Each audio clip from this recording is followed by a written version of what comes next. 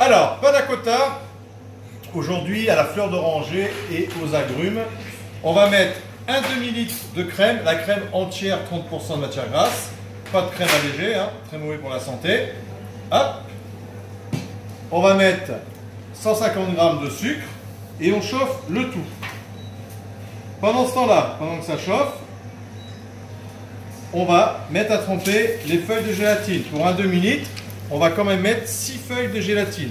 Et faites attention que c'est des blooms. Les blooms, c'est la force de la gélatine. Vous avez 170 ou 200 blooms. Alors vérifiez bien, parce que là, c'est des 200 blooms. Si c'est des 170, vous en mettez juste un petit peu plus. C'est pas compliqué. Et juste pour ton information, on est en pleine vidéo. Hein. Donc voilà. Alors. Moi, je suis bon public, hein, comme je me sers pas de ça. Voilà. Comprends, il peut me dire, tu vois. On avait remarqué que les vidéos, c'est pas ton truc. Hein. Non, pas du tout. Alors, donc du coup, on est en pleine vidéo quand même. Hein, donc, tu sais, hein.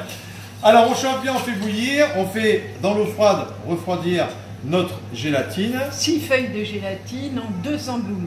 On y met 2 bonnes cuillères à soupe de fleurs d'oranger. Et on laisse bouillir un petit peu.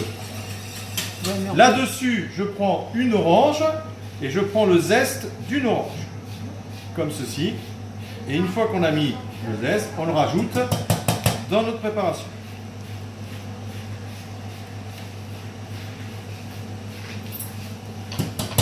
Là, tu peux faire une pause. Hein.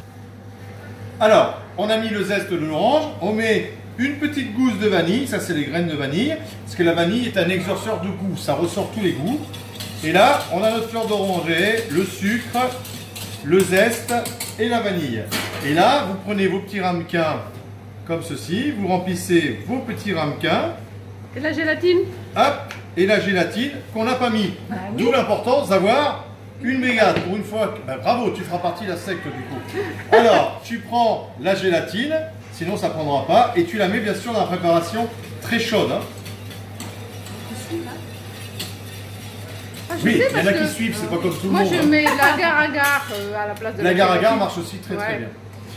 Et là, tu remplis ta panna cotta aux 3/4 et vous la mettez au frais jusqu'à ce qu'elle soit bien prise. Au moins 2 heures au frais, facile.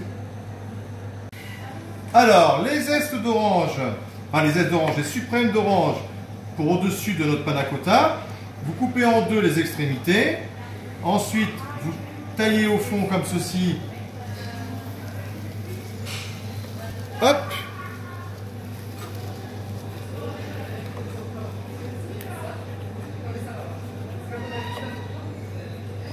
Voilà. Et là, vous récupérez entre chaque filament le zeste, enfin le suprême, d'orange comme ceci. Ok? Et on fait ça. On va dire qu'une orange, c'est bien pour une personne, une orange, c'est très très bien.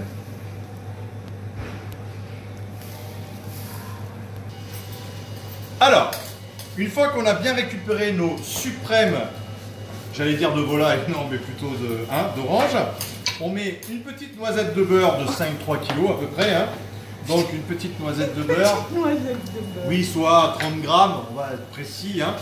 On met 100 grammes de sucre, on fait fondre tout ça. Le feu assez fort. On y met nos suprêmes et on laisse cuire tout ça, caraméliser tout ça. Au moins une bonne dizaine de minutes sur le feu jusqu'à ce que ça prenne une belle petite coloration et que ça fasse un petit caramel. Avec le jus, le caramel, on déposera ça sur notre panna cotta tout à l'heure. Oui. Alors, on a mis les panna cotta, vous voyez, qui ont été pris au bout de 2 heures au frigo. Vous prenez vos suprêmes. Hop, regardez, les jolis suprêmes. Là, j'ai laissé durcir un petit peu, tu vois, pour faire un peu plus compact. Ça peut être sympa. Et tu mets par-dessus les petits suprêmes comme ceci. Et ensuite, tu manges ta panna cotta tranquillement avec la fleur d'oranger, le zeste d'orange et tout. Et ça ramène un petit côté supplémentaire goûteux. Voilà. Et là, vous avez vos petits panna cotta prêts à déguster.